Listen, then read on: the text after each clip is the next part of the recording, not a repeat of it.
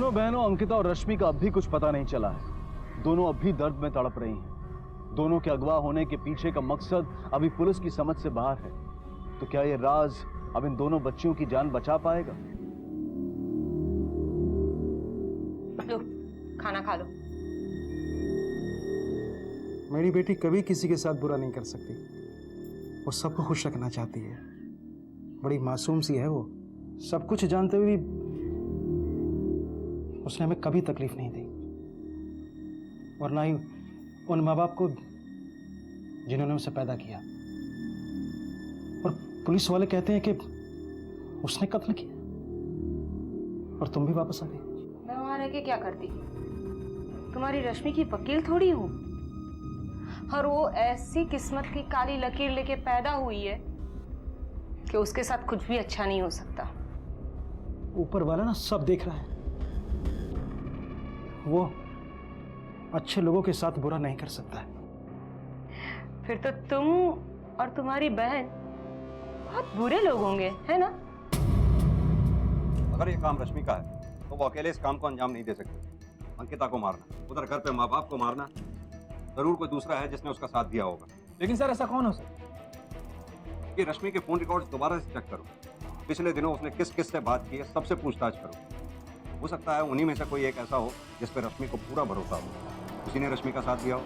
Okay sir. खोलो मुझे खोलो, बचाओ, कोई तो बचाओ। सर रश्मि के कॉल रिकॉर्ड से एक ऐसा नंबर पता चला है जो रश्मि के मर्डर के एक दिन पहले लगातार उससे कांटेक्ट में था। किसका नंबर है? सर किसी राजीव का नंबर है। मैंने उसकी डिटेल्स भी निकलवाई। ये राजीव कौन? रोशन, नो गांव में रश्मि के माँ बाप से फोन करके राजीव के बारे में पता करो। सर। और नीरज सर। इस अविनाश को फोन करके जरा राजीव के बारे में जानकारी हासिल करो। Okay sir.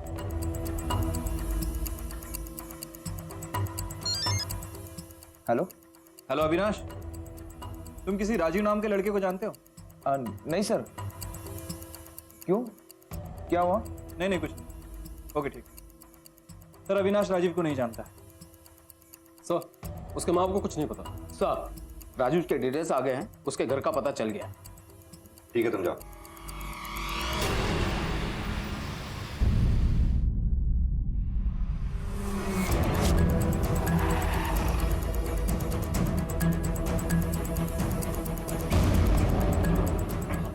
तुम्हें हमारे साथ पुलिस स्टेशन चलना होगा। पर हुआ कैसा? रश्मि कहाँ है? सर मुझे नहीं मालूम। तो फिर जिस दिन रश्मि गायब हुई उससे फोन पर क्या बातें करते थे तुम? सर मैं और रश्मि एक दूसरे से प्यार करते हैं। जब वो पिछले साल आई तब मैं उसे मिला और हम दोस्त बन गए। तब से हम दोनों हमेशा छुप छुप के मिलते।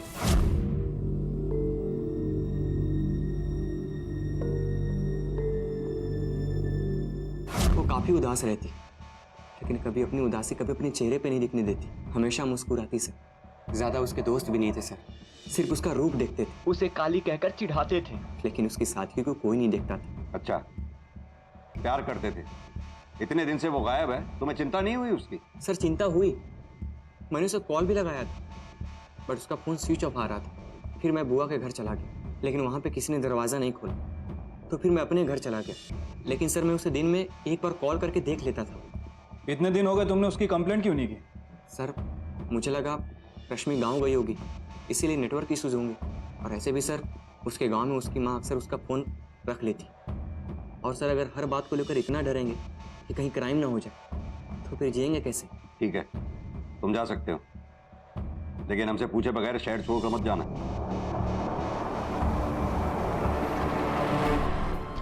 नीरज, या तो ये आदमी बहुत सीधा है या फिर बहुत टेढ़ा। यस सर, हमारे हर सवाल का जवाब पहले से ही दे रहा था। ऐसा लग रहा है कि पूरी प्लानिंग करके आया था। सर जितना सीधा ये दिख रहा है उतना सीधा है नहीं। आप सच बोल रहे हैं। इस पे नजर रखो।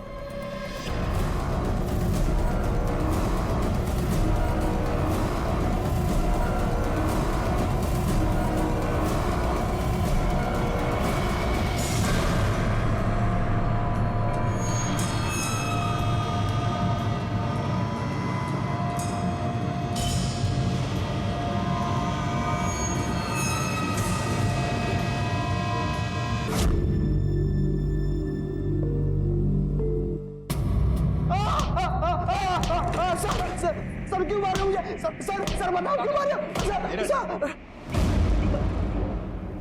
नीलेश, ये बॉटल्स उस जगह से मिली जहां रश्मि का कत्ल हुआ था और इन पे तेरी उंगलियों के निशान हैं। अब भी तू यही कहेगा कि तुझे कुछ नहीं पता? बोल, क्यों मारा तूने रश्मि को? क्यों मारा तूने अपने माँ बाप को?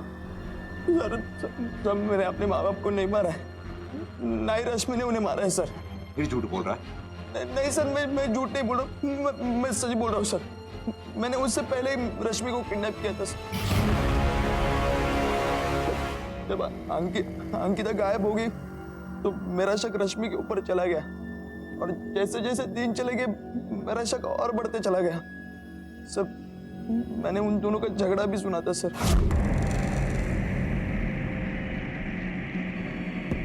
पहले मैं तैयार हो जाऊं, फिर सुंदर बनने की कोशिश में अपना टाइम वेस्ट करते रहना। तुम समझती क्या हो अपने आप को? तुम्हें क्या लगा तुम मुझे धक्का दोगी और मैं चुपचाप बैठी रहूंगी? हमारे घर में रह के, हमारा खाना खा के ऐसी बातें कर रही हो जैसे लग रहा है महारानी हो यहाँ की। जितना हक तुम्हारा है इस घर पे उतना मेरा भी है। मैं बेटी हूँ इस घर की। वो अलग बात है कि मैं चीख कर अपना हक मांगती नहीं, लेकिन मांग सकती हूँ।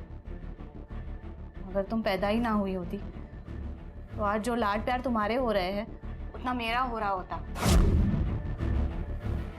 झगड़े के 2 दिन बाद अंकिता गायब हो गई सर, और जैसे जैसे दिन गुजरते गए वैसा वैसा शक मेरा बढ़ता गया और अंकिता वापिस नहीं आए तो मुझे पूरा यकीन हुआ कि ये सब रश्मि ने किया है।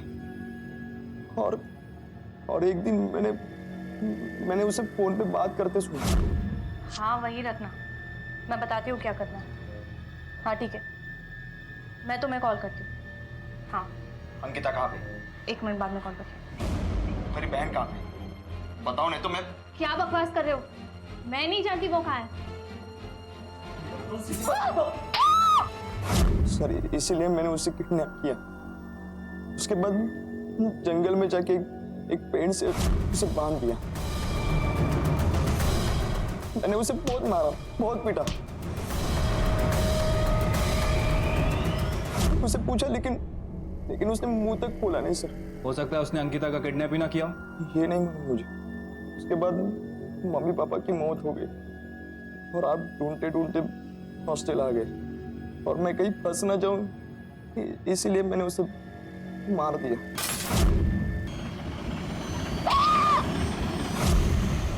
फंस तो तू अब भी गया। भाई बहन के रिश्ते से अद्भुत शायद ही कोई रिश्ता हो। दोनों साथ में बड़े होते हैं, खेलते हैं, लड़ते हैं। जो बात अपने माँ बाप से नहीं कह सकते एक दूसरे से कहते हैं।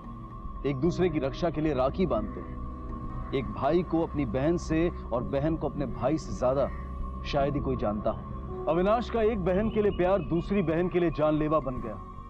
रश्मि वो मासूम 16 साल की लड़की जिसे ना तो बाप का प्यार मिला और ना ही माँ का, और अंत में मिली तो भाई की नफरत। अंकिता के माँ बाप को क्या हुआ था ये पुलिस अब भी समझ नहीं पा रही थी, लेकिन एक बात जो समझ में आ रही थी वो ये कि इस परिवार के रिश्तों को नफरत खोखला बना चुकी थी। रश्मि का तो पता चल गया, लेकिन अंकिता का गायब होना अभी भी राज है और अंकिता के माँ बाप की मौत की वजह भी नहीं हमें पता।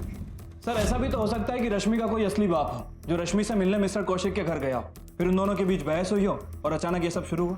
हो सकता है, काफी पॉसिबिलिटीज भी हैं, क्योंकि अविनाश के पिता को लगता था कि उसकी बीवी ने किसी पड़ोसी के साथ मिलकर उसे धोखा दिया। ये कौशिक के पड़ोस में रहने वाले सभी उस उम्र के आदमियों की लिस्ट निकालो। अंकिता, रश्मि, अविनाश, तीनों के फोन रिकॉर्ड्स में उन नामों को चेक करो। और हाँ, रोशन को बोलो तिवारी और उसकी बीवी से पूछताछ करे। Okay sir. आपकी बहन का किसके साथ अफेयर होने का शक था उसके पति को? वो जी हमें तो कुछ भी पता नहीं है। हकीकत में ऐसा कभी कुछ हुआ ही नहीं। आरती जीजी का किसी के साथ कोई अफेयर नहीं था। बस जीजा जी पागल थे। उन्हें एक काली लड़की नहीं चाहिए थी अपनी जिंदगी में। ये लड़की मेरी हो ही नहीं सकती। मेरा रंग देखा है, अपना रंग देखा है, इतनी काली लड़की हमारी हो सकती है? फिर भी कुछ याद कीजिए, उन्होंने कभी कुछ नाम बताया हो? कोई भी नाम? देखिए अभी भी एक 15 साल की बच्ची अंकिता गायब है। कुछ भी बताओ, बताइए हमें। नहीं, उन्होंने नाम तो नहीं लिया था किसी का, लेकिन हाँ उनके घर से 2-3 घर छोड़कर एक द्विवेदी जी रहते हैं। वो अक्सर मेरी बहन से बातचीत किया करते थे, जो कि जीजा जी को बिल्कुल पसंद नहीं था। हो सकता है कि उन्हीं पर शक। लेकिन मेरी बहन बिल्कुल सीधी थी, उसने ऐसा कुछ नहीं किया है।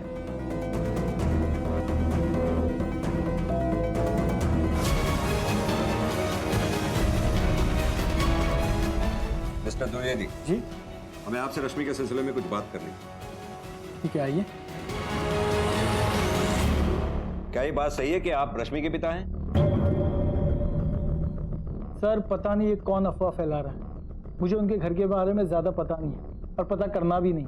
सर मेरी कौशिक साहब के साथ दोस्ती थी, घर पे आना जाना था, फिर अचानक मिस्टर कौशिक को मेरा आना जाना खटकने लगा तो मैंने जाना ही छोड़ दिया। फिर भी कंफर्मेशन के लिए हमें आपका डीएनए टेस्ट करना होगा। सर एक मिनट।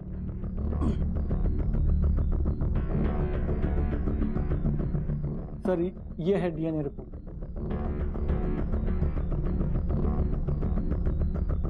ये डीएनए टेस्ट आपने क्यों करवाया? सर कुछ दिन पहले रश्मि आई थी, जैसे आप लोग आए, कहने लगी कि आप मेरे असली पिता हो। परेशान थी बेचारी, क्योंकि घर वालों ने उसे निकाल दिया तो अकेली पड़ गई, अपने पिताजी को ढूंढ रही थी। प्लीज अगर आप मेरे पिता है तो बता दीजिए प्लीज। मैं किसी से नहीं कहूंगी, मैं चुपचाप यहाँ से चली जाऊंगी। मुझे सिर्फ सच जानना है प्लीज। रश्मि को कैसे पता चला? उसकी माँ आई थी उसके साथ, कहने लगी कि ये तेरे पिताजी हैं। देख ले, ये है तेरा बाप, आज से ये तेरी देखभाल करेगा। इसी के कुकर्मों का फल है तू। अब तुझे हम नहीं झेल सकते। मुझे भी सर खराब लग रहा था उसका हाल देखकर, लेकिन मैं भी क्या कर सकता हूँ। ये कब की बात है? ये 1 तारीख की बात है सर, क्योंकि 2 दिन बाद 3 तारीख को ही रिपोर्ट आई थी डीएनए की। मैंने उन दोनों को फोन करके बुलाया, रश्मि की माँ आके रिपोर्ट देख के भी गई। पर ये कैसे हो सकता है?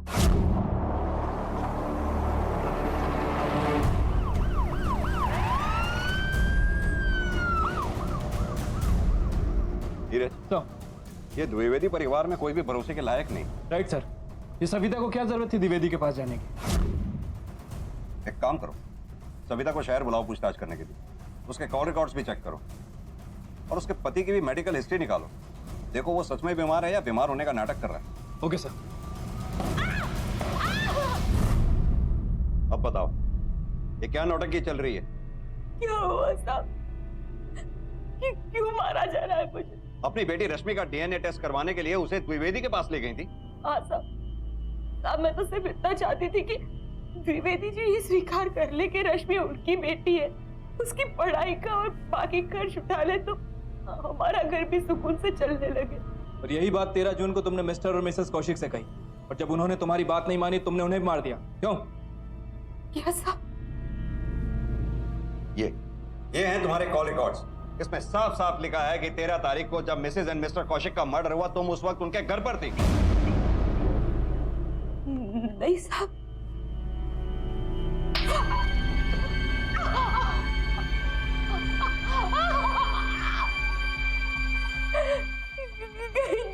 मैं उनके घर।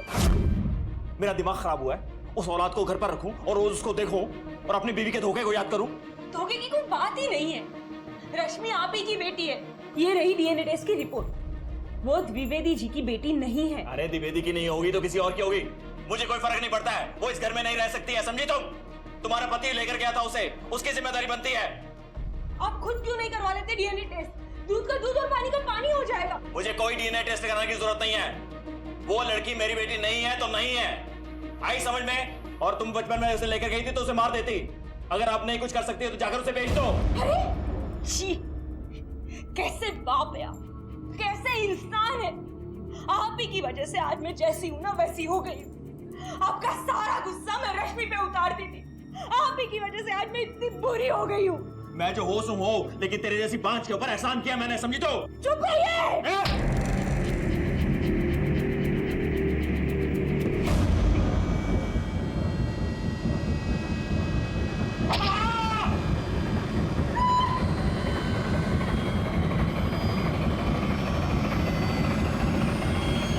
अपने आप को बचाने के लिए मुझे जीजी को भी मारना पड़ा।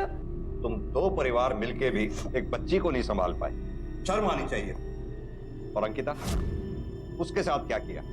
अब मुझे नहीं पता, मैं तो ये तक नहीं जानती हूँ कि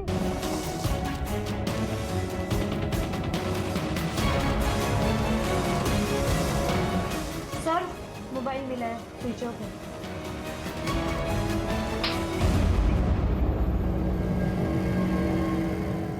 रश्मि का एड्रेस कहाँ से मिला बता।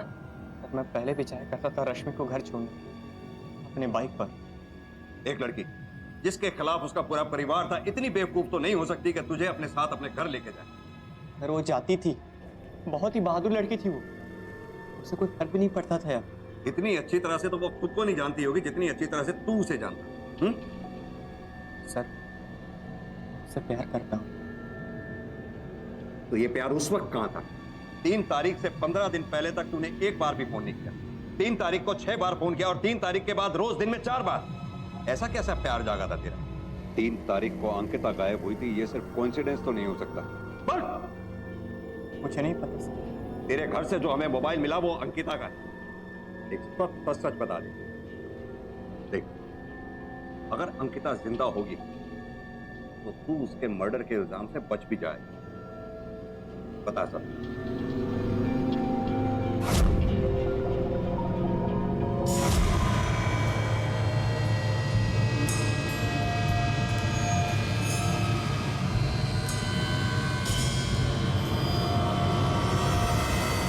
मैं रश्मि से 1 तारीख को मिला। वो एक पार्क में बैठी हुई थी, काफी रो रही थी। मैं उसके पास जाके पूछा कि क्यों रो रही हो, तो पहले तो उसने कुछ नहीं बोला। फिर मैं उसके पास जाके बैठ गया। मुझे लगा शायद वो खुद को अकेला महसूस कर रही है। क्या हुआ, क्यों रो रही हो? कोई प्रॉब्लम है तो बताओ। सब छुटकारा पाना चाहते हैं मुझसे। बोझ बन गई हूँ मैं सबके लिए। समझ नहीं आ रहा क्या करूँ, कहाँ जाऊँ, इसीलिए रो रही हूँ। और फिर मैंने उसे समझाया, तू अपनी बहन को कुछ दिनों के लिए गायब कर दे, फिर देख सब तुझे भाव देंगे। और वो मान गई। और फिर मैंने एक दिन अंकिता को किडनैप कर लिया।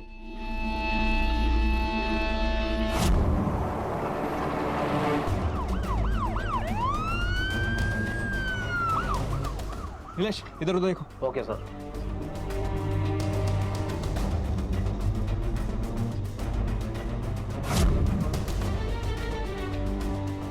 रश्मि मुझे दिन में 4 बार फोन करती, अंकिता कैसी है, ठीक भी है नहीं, खाना खाया है नहीं।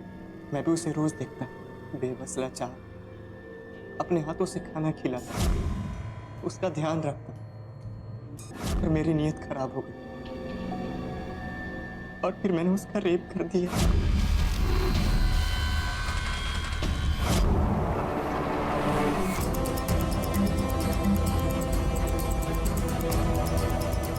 काजल चेक करो।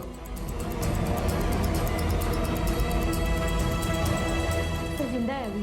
हॉस्पिटल ले चलो। और फिर जब रश्मि गायब हो गई तो मुझे लगा मामला और बढ़ सकता है, इसलिए मैं घर चला गया और अंकिता को वहीं छोड़ दी। मुझे तो ये भी नहीं पता सर, अंकिता जिंदा भी है कि मर गई। अंकिता जिंदा है, लेकिन तूने उसे मारने में कोई कसर नहीं छोड़ी।